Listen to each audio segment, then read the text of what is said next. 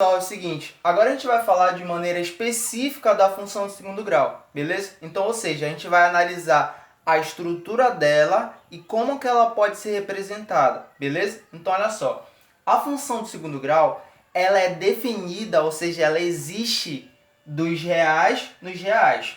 É por isso que tu vai ver lá que eu estou representando aqui, ó, por f, dois pontos de R em R. R em R significa o quê? O conjunto dos reais e o conjunto dos reais.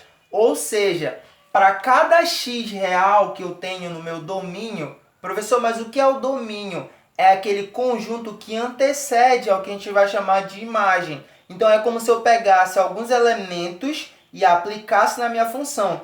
Esses elementos que eu pego e aplico na função são elementos que fazem parte dos números reais. Mas, professor, quem são os números reais? São aqueles números positivos, negativos, números decimais, né? Números que eu consigo representar na forma de fração. Ó. Então, eu vou ter esses números como o meu domínio e também a minha imagem.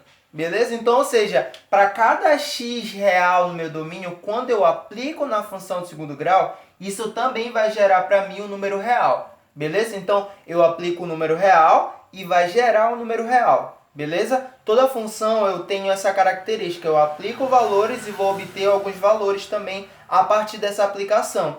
Lembrando que quando eu aplico, eu também posso obter o mesmo valor que eu apliquei. Se eu aplicar um valor 1, por exemplo, em uma função nessa forma aqui, ó, por exemplo, se eu tenho a função y igual a x quadrado, se eu aplicar x igual a 1, eu vou ter y igual a 1 ao quadrado, que também é 1, certo? Então, quando eu aplico x igual a 1, eu estou obtendo 1 como resultado, que também é um número real, beleza? Então, olha só.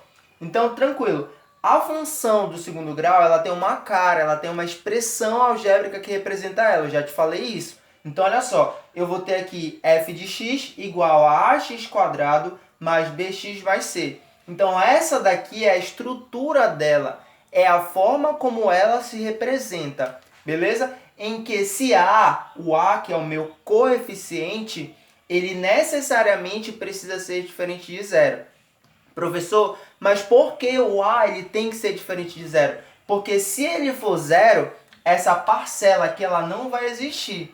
Se ela não existe, eu já não terei uma função do segundo grau, terei uma função do primeiro grau, beleza? Então, olha só, o que caracteriza uma função de segundo grau é o fato de o maior expoente aqui, ó, ele ser o 2, beleza? Então, já que ela é do segundo grau, o maior expoente de um dos termos vai ter que ser 2, beleza? Ele vai ter que ser o maior, tranquilo? Então, quando o A é zero, ele vai sumir, aí vai formar uma do primeiro, já não vai ser do segundo. Beleza, então por esse motivo o A tem que ser diferente de zero. Uma outra coisa importante é tu perceber que a função ela pode ser expressa na forma de f de x igual a ax quadrado mais bx mais c, ou y igual a ax quadrado mais bx mais c. Ou seja, o f de x, na verdade, ele é a mesma coisa que o y pra gente, tá? Então, toda função lá, tu vai perceber que tem essa característica, em que o f de x ele pode ser expresso também pela letra y. Beleza. Agora, detalhe, os coeficientes a, b e c, dentro da função, eles exercem um papel fundamental. Cada um deles determina o comportamento da tua função, tranquilo? De forma mais aprofundada, a gente vai falar nos outros vídeos sobre eles, cada coeficiente, beleza? Aí, olha lá, eu coloquei alguns exemplos aqui para a gente poder identificar quando que é uma função do segundo grau e quando que não é, beleza? No primeiro exemplo, y igual a x quadrado mais 3x menos 1. Percebe que nesse caso eu tenho o termo com maior expoente 2. Então, tudo certo. A gente percebe que aqui, ó, eu tenho uma função do segundo grau, já que o termo com maior expoente é o 2, certo? Eu vou ter o 2 como maior expoente. Beleza. No segundo caso, eu tenho 2x quadrado menos 8. Continua sendo do segundo grau? Sim, porque eu tenho um termo aqui com o x elevado ao quadrado. Tudo certinho, beleza?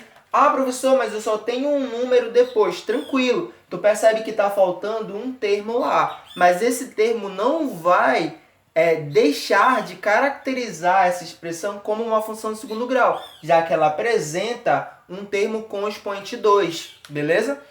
No terceiro caso, eu tenho y igual a x à terceira, ou x ao cubo, mais x menos 9. Percebe agora que existe um termo com expoente 3. E aí isso já não caracteriza uma função de segundo grau. Já vai caracterizar uma função do terceiro grau que geralmente tu não estuda no teu ensino médio ou no teu ensino fundamental. Beleza? Então, ó, aqui já não vai ser pra gente uma função de segundo grau, em função do fato dela apresentar esse expoente 3 aí. Beleza? No quarto caso, tu vai ter a seguinte função. Y igual a x ao quadrado sobre 3 menos 12x. Ei, tudo certinho. Eu tenho um termo que apresenta expoente 2. Tudo certo. Uma função de segundo grau sem nenhum problema. Beleza?